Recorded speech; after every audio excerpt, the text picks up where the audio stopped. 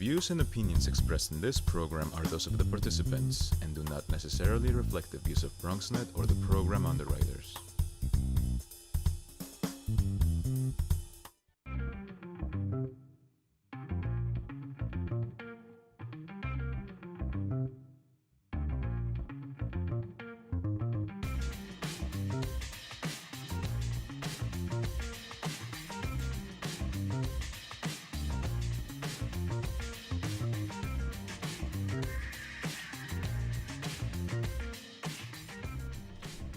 Hey everybody, it's nice to see you again for the Bronx Buzz. As you might know, we get together once a week to meet with Bronx reporters, journalists, find out what they're writing about, find out a little bit more about them, and maybe some of what goes into their thinking when they choose the stories or when they write the stories. Tonight we are going to be really entertained and informed by two, I don't think we've ever done this before in the year plus that we've done it, and that is have two reporters from the same publication.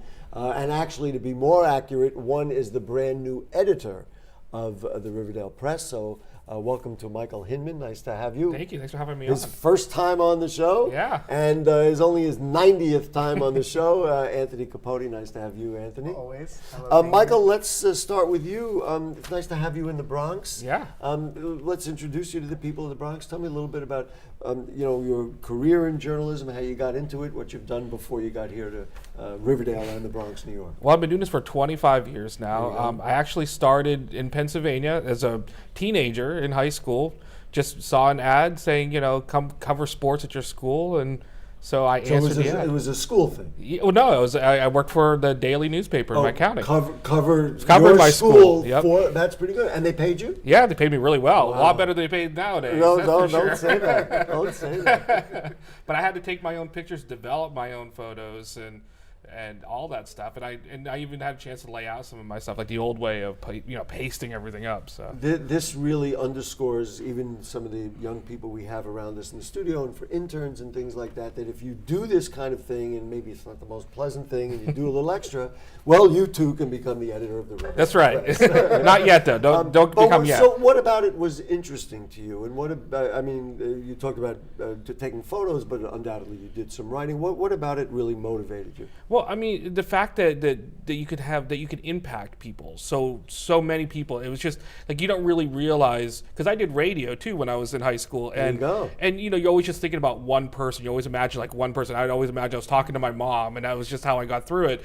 But you don't realize. I can't believe you gave away my secret. But you'd be amazed though, just like how many people read what you're writing and they react to it. It's just.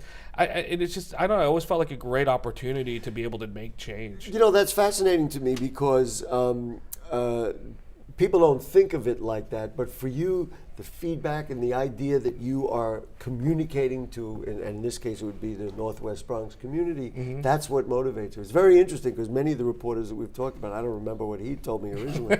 Many of the reporters that we talk to talk about how it's the writing of the story, but you really like the idea of delivering a message and having impact. And hearing a response. And so let's see, so you did that in your early years in Pennsylvania, but then let's see, you've worked in Tampa. You were telling me about Grenada. Give us a little more about it. Yeah, so I mean, I moved to Florida in the late 1990s and switched over to news. I left sports and went into news reporting and became like a news editor and stuff. But I mean, I did I stayed in community journalism. I had a chance to jump to like the Tampa Tribune, but instead I worked in their community newspaper division and was an editor there and covered a community very similar to what we do in Riverdale. It was like a small city that was kind of enveloped sometimes by the larger city. So it was a little city called Temple Terrace, which was a college house right where Busch Gardens is actually in Tampa. And it's people confuse it with the actual city all the time because it's literally like right next to it. But it's a small city of about 40,000 people that I was at for a long time. And did that. Then I jumped into business journalism. I was with the Tampa Bay Business Journal for several years, and I covered. My biggest story was Trump Tower Tampa, which never happened. It never came to fruition, and had a chance to break a lot of stories about that.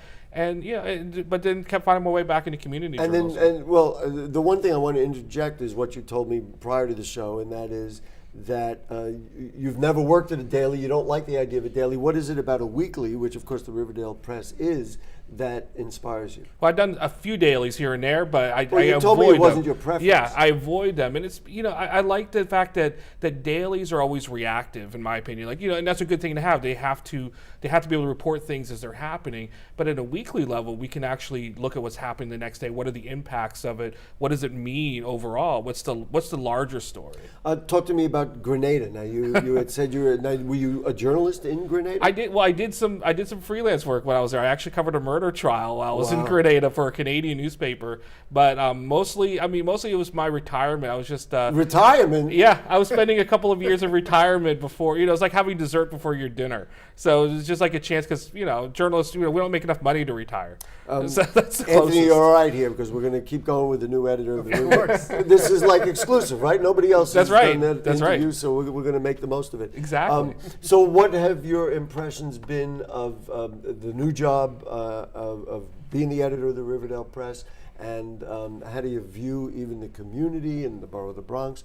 Just give us some impressions from somebody from out of town. Yeah, well, it's funny because when I was thinking about relocating to New York, as an outsider, you usually think of Manhattan or Brooklyn are the two that always pop up in your head. So when I first came to New York before I joined the Riverdale Press, I actually moved to Brooklyn, and that was the whole idea. But then, my crew here is booing away, like a boo. But then I got to the Bronx, and just when I came up, and I had been talking to Riverdale Press before I got here, but I actually physically came up, and it was not what I expected at all. It was just Really? Yeah, it was just totally. You just forget you're in the city, and I totally fell in love with it. It's like I was like, even if I don't get this job, I'm going to move up here anyway. Wow, there you go. Because I just love it. It's amazing. The Riverdale Press, of course, award-winning newspaper, had a publisher who won a Pulitzer Prize. Mm-hmm. There's so many wonderful accolades about it.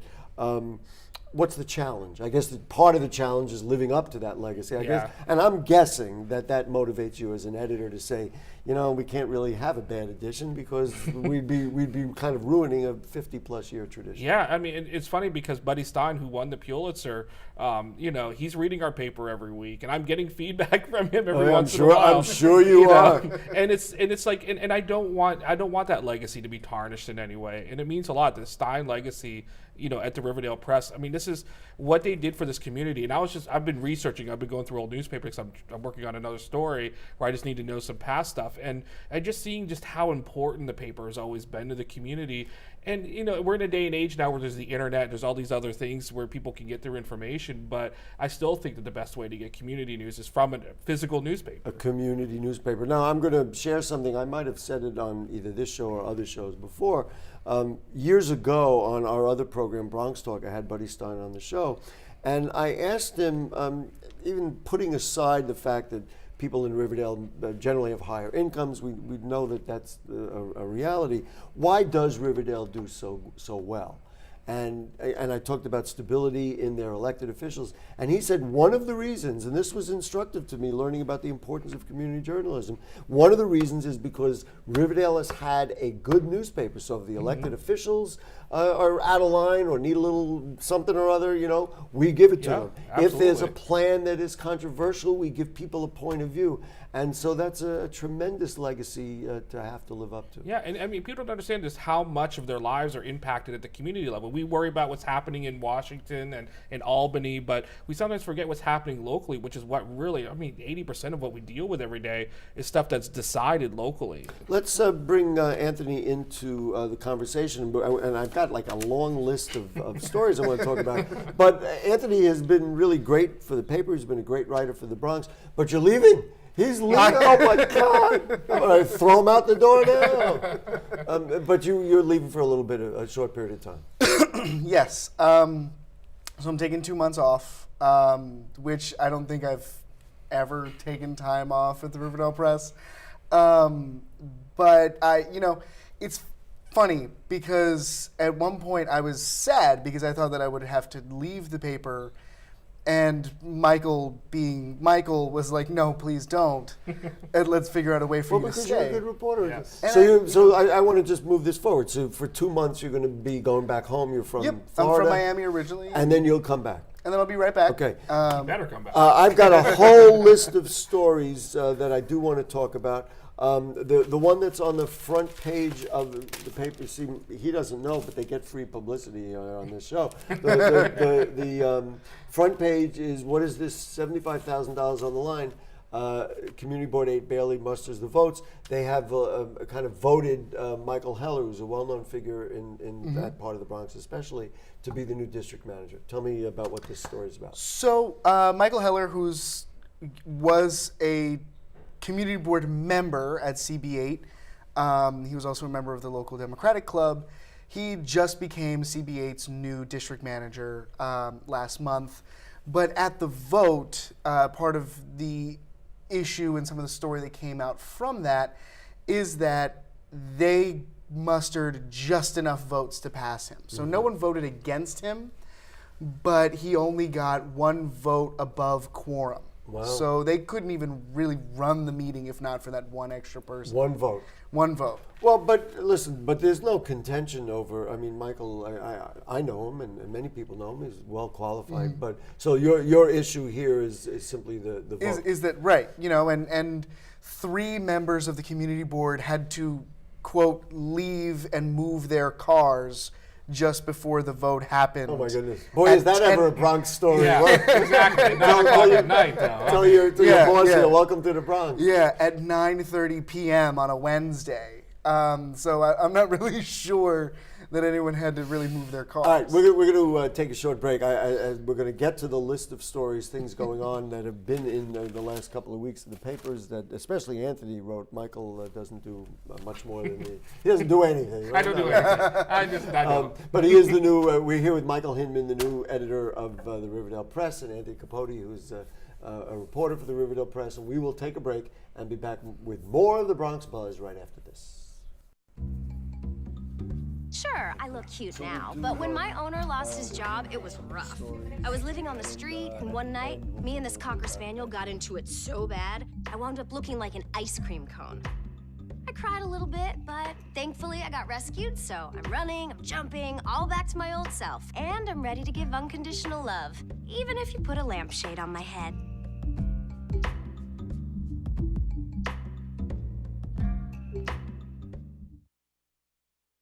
It's not always easy being a dad. Do you have panda asthma too? Does that run in the family? This is the home of the most priceless kung fu artifacts. But when you make an effort, Dad, we're not supposed to touch anything. Oh, sorry. Go along, son! it's always worth it.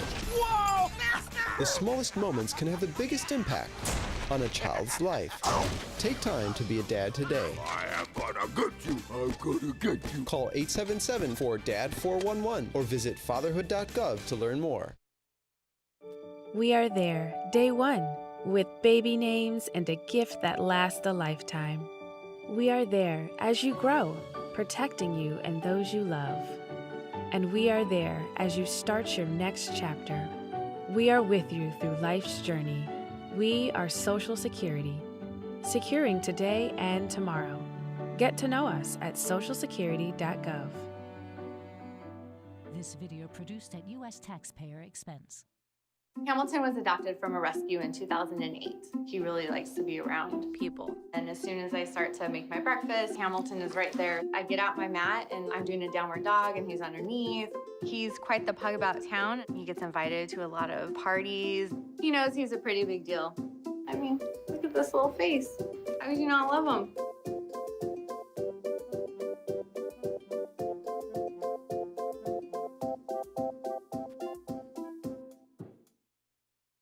Back with you on the Bronx Buzz, and we are visiting with the brand new editor of the Riverdale Press. I found out it's an exclusive. He's never been interviewed like this before since he's come to the Bronx, Michael Hinman.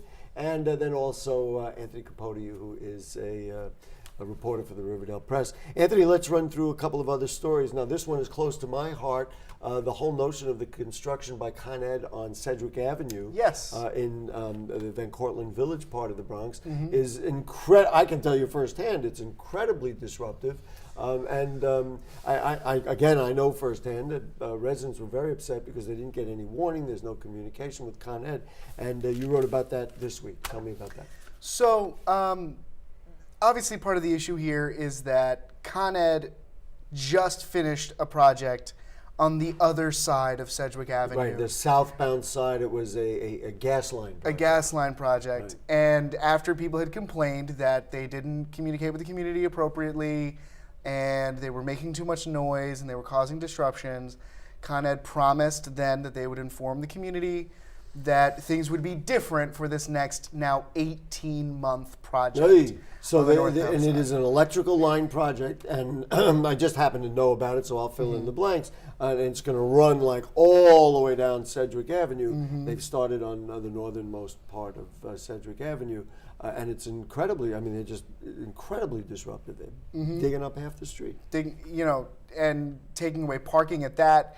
We had one parking space. They actually were blocking an active driveway with a car in the driveway. They couldn't get out. But also part of the issue is that Park Reservoir said, again, they did not notify us that they were starting construction. And then, of course, there are conflicting reports. Con Ed promises that they sent out emails. Andy Cohen, the councilman in that area, is saying, yes, I got an email, but I also got an email about 10 other Con Ed projects in my district. So, I personally think it's somewhat unfair to expect an elected official to do the outreach. It's their project. I mean, let's move on. We'll talk about other plans. The plan for traffic on Broadway, the northern part of Broadway in the Bronx. And they've been talking about it. There have been safety issues, pedestrians. You've been writing extensively about pedestrians getting hurt. Tell me about the Broadway plan. So, and that is in this week's or last week's? That is in last week's. Sorry, I got to read all the papers. You go about your business. You can tell that he knows so much about us. Yeah, right. He's very well informed.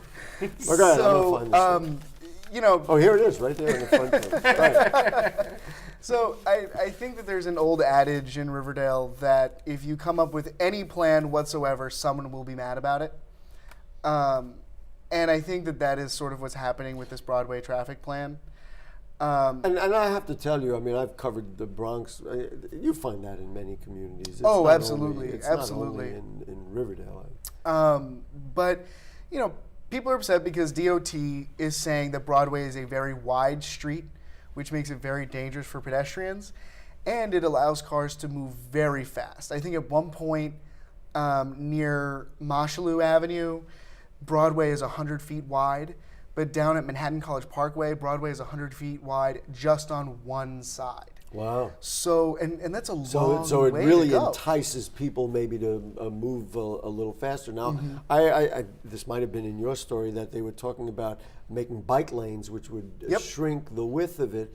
Do you like the idea? You think it's a good idea?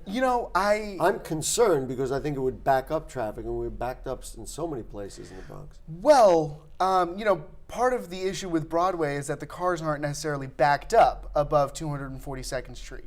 They're moving very fast, and they're going pretty much from 242nd Street to the Yonkers line in no time flat. And so it sounds like you think this is potentially a workable idea. I think that, there are issues with any plan that the city puts out, and obviously they need community input.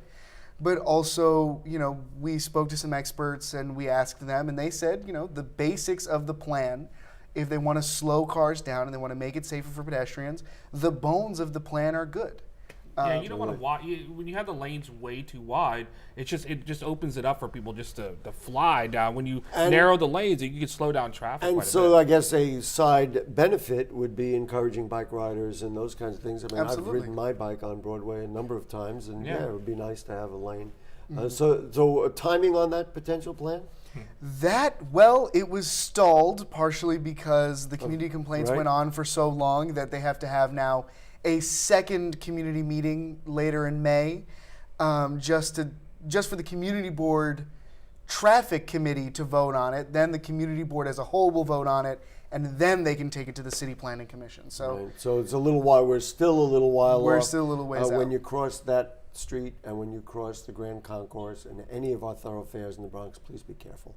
I mean, you know. Yeah, absolutely. Before we get plans that will help you out. Yes, please. Michael, tell me a little bit about how you determine what you should send a reporter to cover. Like, what's in your mind as an editor and getting a vision of the whole paper and the whole community? What do you how do you decide what should be in the paper? Well, I always start. I mean, what's always been my philosophy has been people first. To always start, for me, every good community story starts with a person, and then it expands there. So, like, even like with the Broadway issue, it's not about just the fact that Broadway has problems with traffic, problems with speed, but it starts with a person, one person maybe trying to get across the street who's maybe trying to park. We've had fatalities, which of course is a horrible and you have to start with the impact. So that's where you start. Yeah. So well, that's now that's going to be an interesting thing for all of us to track and see if Michael keeps his word and see, well, do the stories really? Now they're all going to be, But sure. the other thing which you sounded pretty firm about and proud of, frankly, is that you write the editorials. Yeah, I do. All of them, and continuing the tradition of yes, Riverdale Press. Sure. And there were strong editorials. You wrote an editorial about the cars on Broadway. You want to just talk about your perspective? Yeah, I mean, my idea is that roads. I mean, we live in a society where cars are dominant no matter what because of the big machines that everybody has. But really, roads should be shared, and roads were always designed, with pedestrians first, with then cars second. It's just society that's kind of switched away from that, and and it's like a war is always going on between cars and people, which cars always win. And so my editorial last week was basically saying, I think we should sometimes let the pedestrians win once in a while. So. But you didn't have a specific a battle plan, based on his I mean, story. I feel like at least the plan that I saw, what's being offered there, I thought was a very strong plan in terms to of narrow the roadway a little bit. And narrow parking spaces and stuff, because parking spaces are really wide. You can fit 2 cars in them. You don't need 2 cars. Wow, fascinating. And then another very controversial topic in America right now is healthcare. And I guess that would be this week's paper has the editorial, which frankly didn't get to read it yet. Go about your business. I'm get to my Riverdale Press reading. But tell me, the title of it is "Healthcare Fails Us Only Because Government Fails Us." What's your point of view? Well, and most of what I'm pushing for is the New York plan of the single-payer system. And so, I mean, with Washington working to dismantle Obamacare and try to put something else in place, there's a bill in place right now from Senator Gottfried, I believe, there, where it's trying to push the single-payer aspect, and I'm a big fan of single-payer. And that's what the editorial. So I'm going to read it later, and I'm assuming you will too. Anthony, this appeared in last week's paper. Yes, it did. And I admitted to you that I don't want to say exactly to who, but I had pitched this very story and thought this was going to be a great story, and finally it is a great story. And you were right. So it tell was me a all great about story. Zen and the art of motorcycle safety. I'm going to give a little introduction, and that is every Sunday when I've gone by Lehman College, in the parking lot is like a motorcycle school. Yeah. And I think it's a fascinating concept. Tell me all about it. It is. So I will preface this with probably one of the most fun stories that I've ever had a chance to write. I really enjoyed doing it. But, the Motorcycle Safety School offered us a class, and so long as we wrote a story about it. And Michael sent me the email. And I took it. And you got to ride a bike? I got to ride a I was terrible, Gary. I was Terrible? so bad. I wish I was there for this. I missed so this. bad. But finally, I got By the going. way, I was disappointed that it was not your photograph. I am in there, though. Yeah, he's Where? there, I am in there right there. Oh, the little guy? Oh, Yeah, wow. that's I didn't me. realize He's a little guy on the motorcycle. I don't think there's enough zoom on the camera to get there. But go ahead. So tell me what it was like. So, it was great. They must have known that I was coming because they definitely gave us the best instructor there. And he was so nice, and it was cool because So they give you the bike and they have put you you on ride a bike around and it? well, it was an introductory course. So they taught us the gears, they taught us the parts and all of the mechanics of it, and then they let us power walk. And then I think that our instructor Jimmy knew that he was going to let us ride for a little bit, but he made it sound like he was breaking a rule. Do they normally make you wait a couple of sessions before you get to ride? He said that you're not supposed to ride at the end of your first class, but he likes to wait. Yeah, and, he likes famous to. reporter. Of course, the Bronx finest. But we got to put our feet up and ride, and it's funny because you feel so fast when you're doing it. apparently I was topping speeds of 6 miles per hour. and you were like, oh my God. I felt like I was in a Bon Jovi music video. It was awesome. On a more enjoyable note, the idea of a skate park in Van Cortlandt Park. You know about that? Tell us about that. So we put you on wheels in one way or the other. Exactly. So they are building a skate park in Van Cortlandt Park. Now, the only kind of issue with it is that Oliver Capel first secured the funding for this. When he was a council member, or when even he was further back? When he was a council member. So Andrew Cohen, who replaced Oliver Capel, was at the groundbreaking and the ribbon cutting, and looked around and said, "I'm really glad that my predecessor did this on my behalf." Part of the interesting thing about it is that some of these capital projects. You got to be real quick. Go ahead. Yeah, while these capital projects are great ideas and they're great for the community. They shouldn't take this long to get off the ground. And is this in the same area where the ice skating, the little right there? I think it's skating, replacing the old ice center. Listen, we're going to keep reading the Riverdale Press. It's a tremendous paper, not only for that part of the Bronx, but really because it's good journalism. And welcome aboard, Michael Hinman. Thank you. Thanks for having me here. Love to have you here, Anthony. We hope you'll come back soon. Yeah, I'll be here. All right. Folks, that's all for tonight on the Bronx Buzz. And this Monday night, be very interesting. We're going to do technology in the Bronx on Bronx Talk. And we're going to give you an exclusive look at a brand new website that is going to change the way that you look at the borough of the Bronx. That'll be Monday night on Bronx Talk. And we'll be back next week for the Buzz. Good night.